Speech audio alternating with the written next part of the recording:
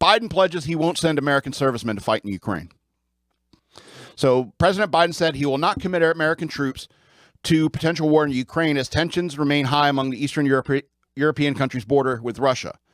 Quote, while I will not send American servicemen to fight in Ukraine, we have supplied the Ukrainian military equipment to help them defend themselves, Biden said during an address on the situation between Ukraine and Russia on Tuesday.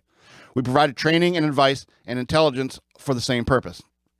Biden's comments come as hope for a diplomatic solution to tensions in the region remained a possibility, though Biden said that reports of Russian troops moving away from the border with Ukraine have not yet been verified by the U.S. Quote, President Putin and I have agreed that our terms should continue to engage in a diplomatic solution, Biden said.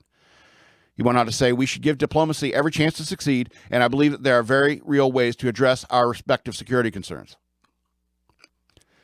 But the president has bolstered troops in the defense of NATO allies, with the U.S. sending 500 soldiers from the 101st Airborne Division to Poland, who will join other American forces already in the region. Quote, make no mistake, the United States will defend every inch of NATO territory with the full force of American power, Biden said during the address. An attack against one NATO country is an attack against all of us. Roughly 3,000 troops have been tasked with deployment to Europe last week in response to the ongoing tensions between Ukraine and Russia, adding to the thousands of service members who are already permanently stationed on the continent. Biden has warned of severe economic consequences for Russia should it choose to invade Ukraine, though it has stopped short of saying the U.S. military would become involved in the conflict. Quote, the United States and our allies and our partners will respond decisively. The West is united and galvanized, Biden said on Tuesday. If Russia proceeds, we will rally the world who opposes its aggression. The United States and our allies and partners around the world are ready to impose powerful sanctions on export controls.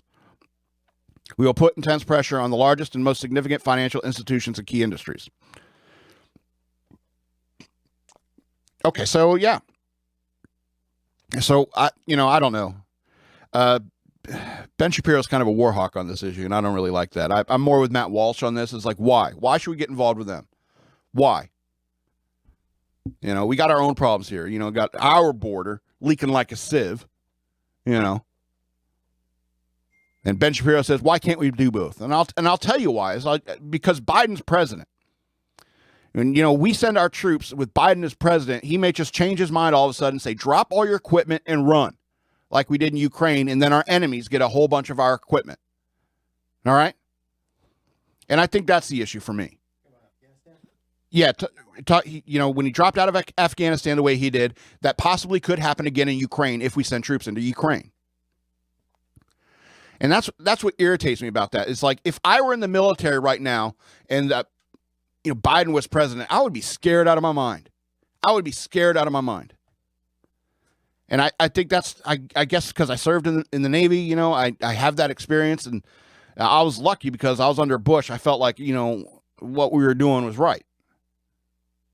But if I had if I was served under Clinton, like a lot of these guys who served under Clinton, that's when all that stuff in Mogadishu happened. That Black Hawk Down movie, that's all under a Democrats' rule.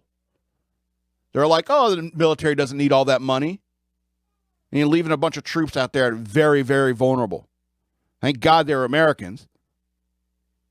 But people got hurt. People got killed.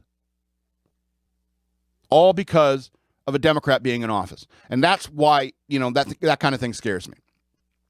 And so, and then all of a sudden, plus it's Ukraine and Russia. It's what I was just talking about with the Democrats, Hillary Clinton, Biden, and Obama. It's Ukraine and Russia.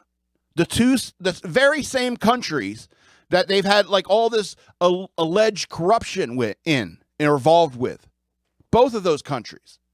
And so, forgive me if I'm a little apprehensive about trying to get involved in some sort of plan they have with the Russians to bring back the Cold War and the good old days of the Cold War.